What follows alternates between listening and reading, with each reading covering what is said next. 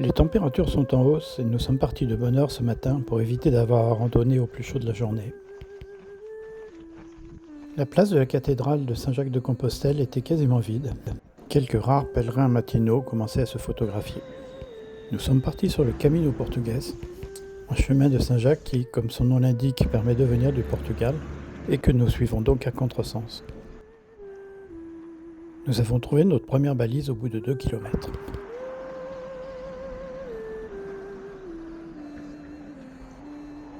La sortie de Saint-Jacques est assez rapide et on arrive sur une série de petites routes, de pistes et de sentiers.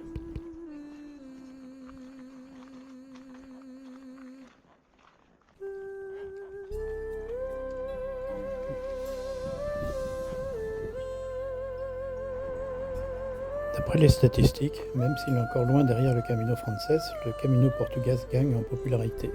Et nous avons croisé beaucoup de monde aujourd'hui.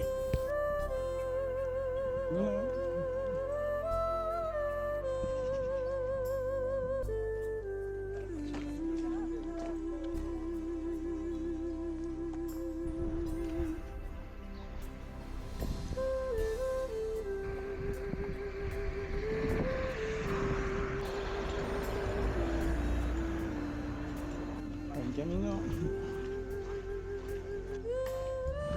Buen camino. Le site Gronds.com décrit cette étape de manière assez négative. Du coup, nous avons été assez agréablement surpris. Il y a même des musiciens sur le chemin.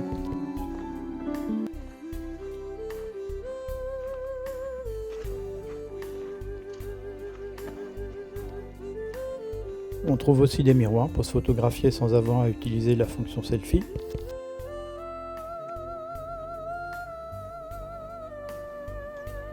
Un autre musicien, celui-ci faisait une pause quand nous sommes passés.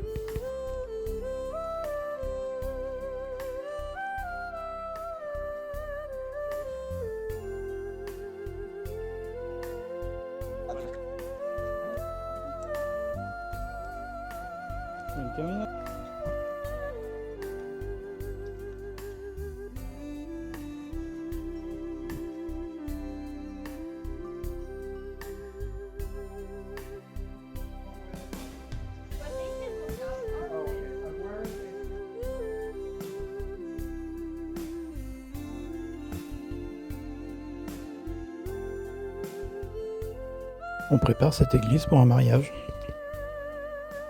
Un panneau que je n'avais jamais vu. Interdiction de poser les sacs à dos sur les chaises.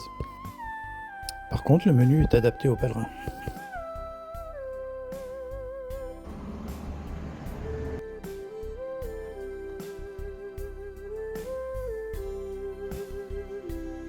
Depuis quelque temps, on a du mal à équilibrer le sac de Gisèle. Ce soir, nous dormons à Padrón. Le village est connu pour ses pimientos, des petits poivrons verts que nous voyons ici en street art.